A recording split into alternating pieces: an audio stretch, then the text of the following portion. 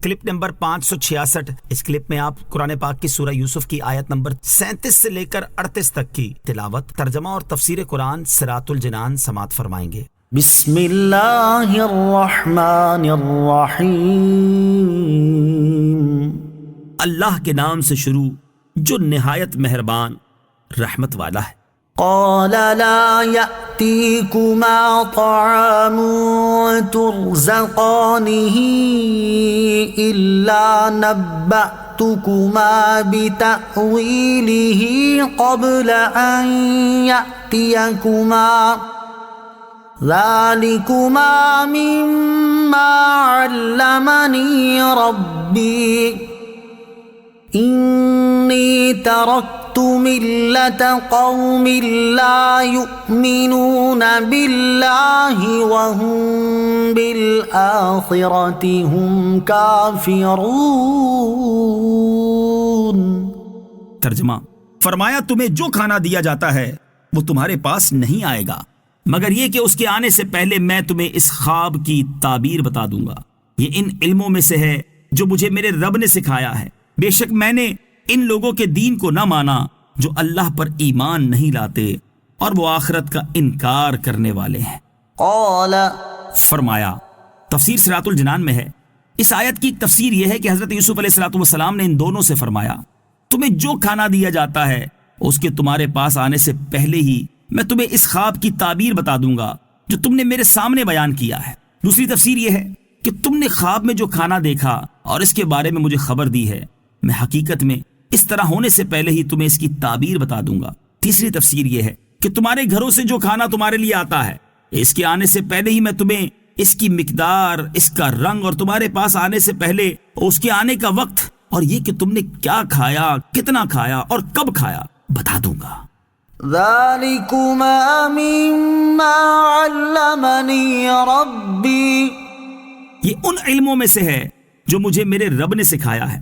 تفسیر صراط الجنان میں ہے، حضرت یوسف علیہ السلام کی بات سن کر ان دونوں قیدیوں نے کہا، یہ علم تو کاہنوں اور نجومیوں کے پاس ہوتا ہے، آپ کے پاس یہ علم کہاں سے آیا؟ حضرت یوسف علیہ السلام نے فرمایا، میں کاہن یا نجومی نہیں ہوں، جس کے بارے میں تمہیں خبر دوں گا وہ اللہ تعالیٰ کی وحی ہے جو اس نے میری طرف فرمائی، اور یہ وہ علم ہے جو اللہ تعالیٰ نے مجھے سکھایا ہے۔ بے شک میں نے ان لوگوں کے دین کو نہ مانا جو اللہ عز و جل پر ایمان نہیں لاتے اور وہ آخرت کا انکار کرنے والے ہیں۔ یہاں خواب کی تعبیر سے متعلق ذکر ہوا، اس مناسبت سے ہم یہاں خواب بتانے کے آداب، خواب کی تعبیر بیان کرنے کے آداب، خواب کی تعبیر بیان کرنے والے مشہور علماء اور اس موضوع پر مشتمل کتابوں کا ذکر کرتے ہیں، اور خوابوں کی تعبیر سے متعلق نبی پاک علیہ السلام کا مبارک معمول بھی بیان کرتے ہیں۔ خواب کی تعبیر سے متعلق نبی اکرم علیہ السلام کا معمول اور دو خوابوں کی تعبیریں۔ اعلیٰ حضرت امام احمد رضا خان علیہ رحمت الرحمن فرماتے ہیں، احادیث صحیحہ سے ثابت ہے کہ حضور اقدس سید عالم صلی اللہ تعالی علیہ وآلہ وسلم اسے یعنی خواب کو امر عظیم جانتے اور اس کے سننے، پوچھنے، بتانے، بیان فرمانے میں نہایت درجے کا اہتمام فرماتے۔ صحیح بخاری وغیرہ میں ہے، حضرت سمورہ بن جندب رضی اللہ تعالیٰ عنہ سے ہے کہ پیارے آقا علیہ السلام نماز صبح پڑھ کر حاضرین سے دریافت فرماتے، آج کی شب کسی نے کوئی خواب دیکھا؟ جس نے دیکھا ہوتا وہ عرض کرتا اور پیارے آقا علیہ السلام خواب کی تعبیر فرماتے۔ اسی سلسلے میں دو احادیث ملاحظہ ہوں، چنانچہ حضرت عبداللہ ابن عمر رضی اللہ تعالیٰ عنہما سے روایت ہے کہ نبی کریم صلی اللہ تعالیٰ علیہ وسلم نے ارشاد فرمایا، میں سویا ہوا تھا کہ میرے پاس دودھ کا پیالہ لایا گیا، میں نے اسے پیا یہاں تک کہ اس کی سیرابی میرے ناخنوں سے بھی نکلنے لگی، پھر میں نے اپنا بچا ہوا حضرت عمر رضی اللہ تعالیٰ عنہ کو دے دیا۔ صحابہ کرام نے عرض کی، یا رسول اللہ صلی اللہ تعالیٰ علیہ وسلم، آپ اس سے کیا مراد لیتے ہیں؟ ارشاد فرمایا، اس سے مراد علم ہے۔ حضرت عبداللہ ابن سلام رضی اللہ تعالیٰ عنہ فرماتے ہیں، میں نے دیکھا کہ گویا میں ایک باغ میں ہوں اور باغ کے درمیان میں ایک ستون ہے جس کی چوٹی پر ایک حلقہ ہے، مجھ سے کہا گیا کہ اس پر چڑھو، میں نے کہا مجھ میں اتنی طاقت نہیں، پھر میرے پاس ایک ملازم آیا اور اس نے میرے کپڑے سنبھالے تو میں چڑھ گیا اور میں نے اس حلقے کو پکڑ لیا، جب میں بیدار ہوا تو میں نے حلقہ پکڑا ہوا تھا، پھر میں نے رسول کریم صلی اللہ تعالی علیہ وسلم سے یہ خواب بیان کیا تو آپ علیہ السلام نے ارشاد فرمایا، وہ باغ تو اسلام کا باغ ہے اور وہ ستون بھی اسلام کا ستون ہے اور وہ حلقہ مضبوط حلقہ ہے، یعنی آخری وقت تک تم اسلام کو ہمیشہ پکڑے رہو گے۔ واتبعت ملة آبائي إبراهيم وإسحاق ويعقوب ما كان لنا أن نشرك بالله من شيء ذلك من فضل الله علينا وعلى الناس ولكن أكثر الناس لا يشكرون۔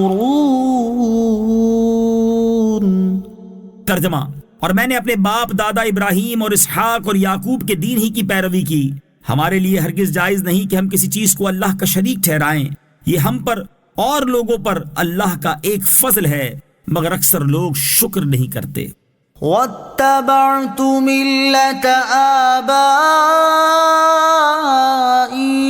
اور میں نے اپنے باپ دادا کا دین اختیار کیا۔ تفسیر صراط الجنان میں ہے، حضرت یوسف علیہ السلام نے اپنے معجزے کا اظہار فرمانے کے بعد یہ بھی ظاہر فرما دیا کہ آپ خاندان نبوت سے ہیں اور آپ کے آباء و اجداد انبیاء علیہ السلام ہیں جن کا بلند مرتبہ دنیا میں مشہور ہے۔ اس سے آپ علیہ السلام کا مقصد یہ تھا کہ سننے والے آپ کی دعوت قبول کریں اور آپ کی ہدایت مانیں، اور فرمایا کہ ہمارے لیے ہرگز جائز نہیں کہ ہم کسی چیز کو اللہ تبارک و تعالی کا شریک ٹھہرائیں، نیز توحید اختیار کرنا اور شرک سے بچنا ہم پر اور لوگوں پر اللہ تعالیٰ کا ایک فضل ہے، مگر اکثر لوگ ان نعمتوں پر شکر نہیں کرتے جو اللہ تعالیٰ نے انہیں عطا کی ہیں، اور ان کی ناشکری یہ ہے کہ وہ اللہ عز و جل کی عبادت بجا نہیں لاتے اور مخلوق پرستی کرتے ہیں۔ صلو علی الحبیب صلی اللہ تعالی علی محمد صلی اللہ تعالی وسلم۔ مجھے اپنی اور ساری دنیا کی لوگوں کی اصلاح کی کوشش کرنی ہے انشاءاللہ عز و جل۔